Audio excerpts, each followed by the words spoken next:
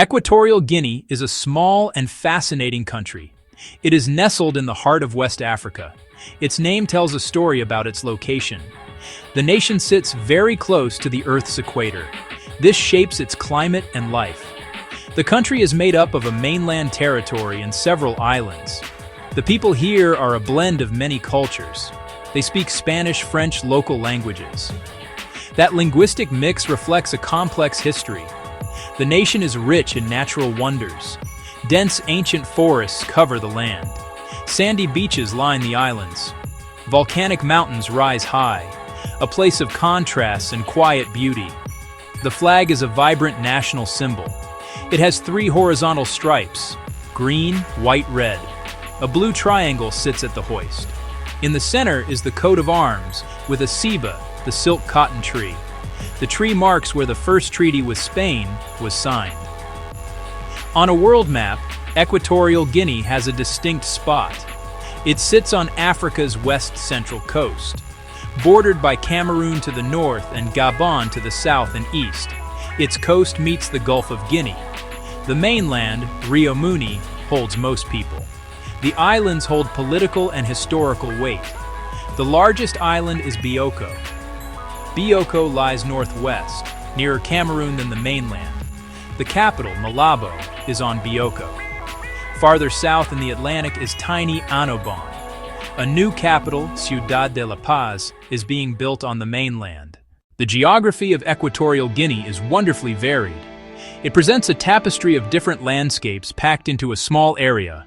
Rio Muni on the mainland. Gentle, rolling hills. A coastal plain that gradually rises inland. Rivers flowing from interior highlands to the Atlantic. The islands have a dramatic volcanic origin. Mountainous, rugged islands. Bioko Island, dominated by Pico Basile. Pico Basile, 3,011 meters. Tropical climate, hot, humid year-round. Abundant rainfall and a pronounced wet season. Incredible biodiversity, the country's true treasure. Vast, dense rainforests on the mainland. Vast, dense rainforests on the islands. Ancient, teeming forest ecosystems. Sanctuary for large mammals. Forest elephants, leopards. Trees alive with primate chatter. Chimpanzees, gorillas. Colorful mandrills. Spectacular bird life. Tiny sunbirds. Majestic eagles. Rich surrounding waters and coral reefs. Vibrant coral reefs. Paradise for divers. Paradise for snorkelers. Natural landmarks. Monte Allen National Park. Monte Allen's vast, pristine rainforest.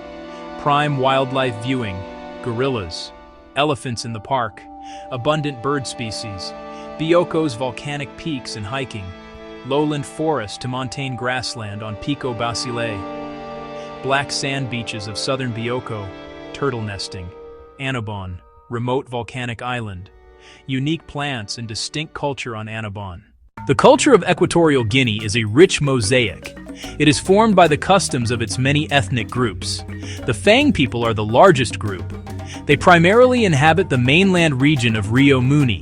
The Bubi people are indigenous to Bioko Island. They have their own distinct language and traditions. Other groups, such as the Ndawe, Anobanese, and Kombe, add to this cultural tapestry. Each group has its own unique heritage. Music, dance, and storytelling are vital parts of community life. These art forms are not just for entertainment. They are used to pass down history, teach morals, and celebrate important life events. The rhythmic beat of drums and the sound of traditional songs are a common feature of festivals and ceremonies across the country. The food in Equatorial Guinea is hearty, flavorful, and deeply connected to the land and sea. The national cuisine relies on locally sourced ingredients. Common staples include cassava, yams, plantains, and rice. These are often served with savory sauces or stews. Given its long coastline and many islands, fish is a central part of the diet. It is prepared in many ways: grilled, fried, or cooked in delicious soups. One popular national dish is pepe soup, a spicy broth often made with fish or chicken. Fish chicken palm oil is a key ingredient in many recipes, lending a distinctive flavor and color to the food. Fresh tropical fruits like mangoes, papayas, and bananas are plentiful and enjoyed as snacks or desserts. Daily life often moves at a relaxed pace, especially in rural villages. Communities are close-knit and family ties are very strong. Elders are highly respected for their wisdom and experience. Many people still live in traditional homes and practice subsistence farming, growing just enough food for their families. In the cities, life is more modern and fast-paced. Malabo and Bata, the country's largest cities, have bustling markets, modern buildings, and a more cosmopolitan feel. The history of the land, now known as Equatorial Guinea, stretches back thousands of years. The earliest inhabitants were likely pygmy groups who lived as hunter-gatherers in the dense forests. Over time, various Bantu-speaking peoples migrated into the region. The ancestors of the Fang, the ancestors of the Bubi, the island of Bioko, then called Fernando Po, was settled by the Bubi and remained isolated for centuries. On the mainland, the Fang and other groups established villages and trade networks. The first Europeans, Portuguese explorers in the late 15th century. In 1472, the navigator Fernando Po sighted the island. Portugal claimed the islands and set up trading posts. Their focus, the slave trade. For centuries, the islands were a key point in that tragic commerce. In 1778, Portugal ceded the islands and mainland commercial rights to Spain. It was part of a treaty exchanging territory in South America. Spain's early colonization attempts met resistance and were hampered by tropical diseases. Spanish control stayed limited to a few coastal settlements for decades. Only in the late 19th, early 20th century did Spain assert firmer control. The mainland was named Rio Muni. Spain established plantations growing cocoa. Spain established plantations growing coffee. Many plantations were on Bioko's fertile volcanic soils. Laborers were brought from other parts of Africa, diversifying the population. The colonial era was marked by forced labor and the suppression of local cultures. It also introduced the Spanish language and the Catholic religion, both left lasting marks. A national consciousness grew among the educated elite seeking autonomy. The independence movement gained steam after World War II. Pressure from the United Nations and pressure from local political groups. Spain began decolonization. Internal autonomy was granted in 1963. Full independence came on October 12, 1968. The Republic of Equatorial Guinea, the only Spanish-speaking nation in sub-Saharan Africa. Post-independence was turbulent, significant political turmoil under the first president. Severe economic hardship followed. For many decades after independence, the economy of Equatorial Guinea was quite modest. It was based primarily on agriculture and forestry. The country was known for producing high-quality cocoa, grown on the fertile volcanic slopes of Bioko Island. Coffee. Timber were also important exports. Most of the population lived in rural areas. They relied on subsistence farming and fishing to support their families. The national economy was small, and the country was one of the poorer nations in the region. This economic picture began to change dramatically in the mid-1990s. This was a pivotal moment in the nation's history. It changed everything. The discovery of large offshore oil reserves completely transformed the economy, and natural gas reserves. This newfound resource wealth catapulted Equatorial Guinea into a new era. Today, the petroleum industry is the absolute backbone of the nation's economy. Oil and natural gas account for the vast majority of the country's exports and government revenue. This has made Equatorial Guinea one of the wealthiest countries in Africa on a per capita basis. The influx of oil money has funded massive infrastructure projects, new roads, bridges, ports, airports, government buildings. The capital city of Malabo, in particular, has seen a great deal of modernization and development. Despite the dominance of the oil sector, other industries still play a role. Forestry remains a significant part of the economy. The country's dense rainforests provide valuable timber which is exported. The government has made efforts to manage this resource more sustainably to prevent deforestation. Agriculture also continues to be important, especially for local consumption. Cocoa production persists. Coffee production persists. Fishing, both artisanal and industrial, provides food and employment for many people along the coast and on the islands. The government has stated its goal to diversify the economy.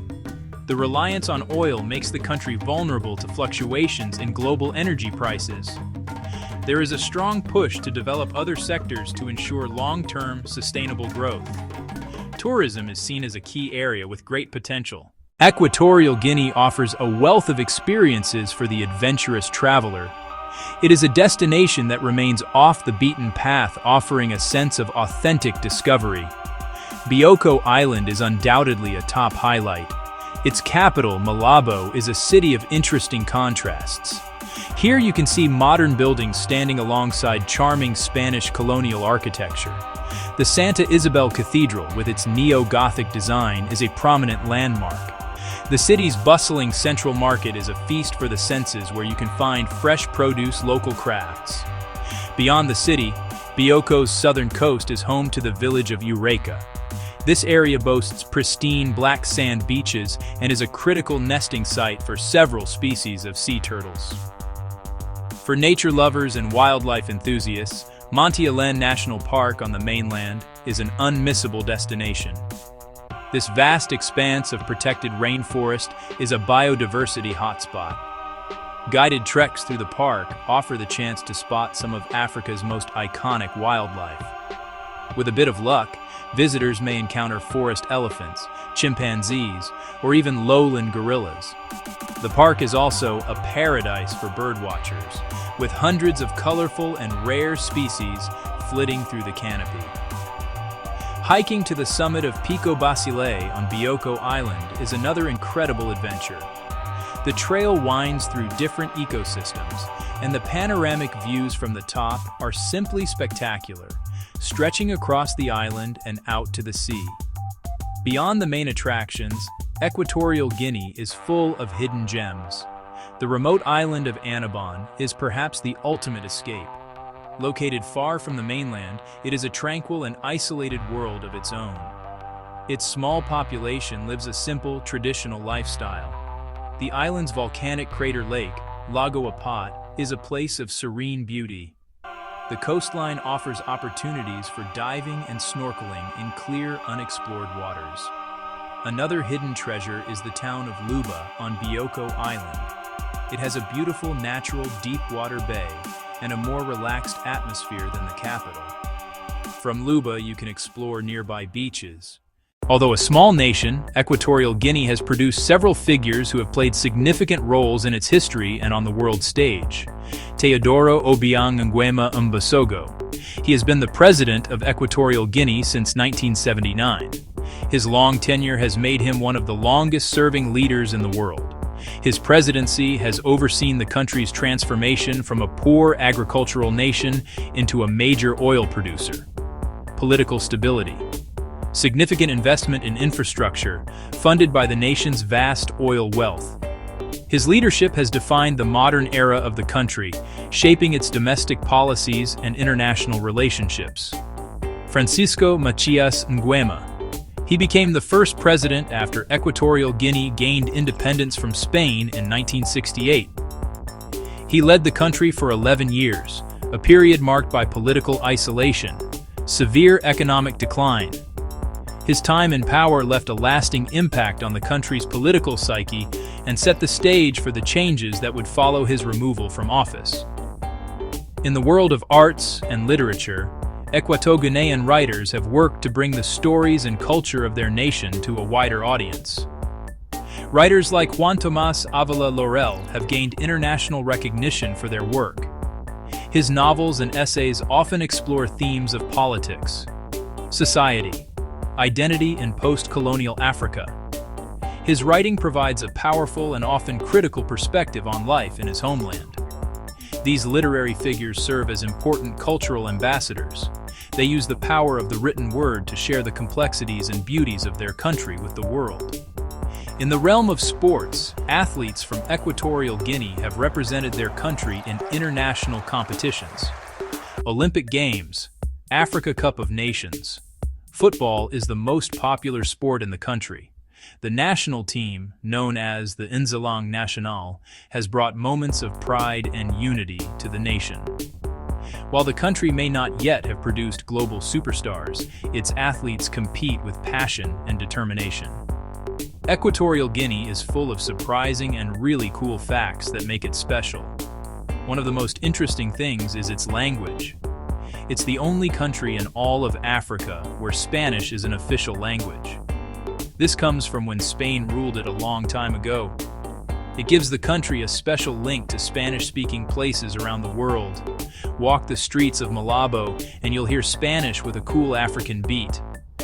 That makes it fascinating for Spanish speakers curious about a different culture. It's like a little piece of the Spanish-speaking world right in Africa.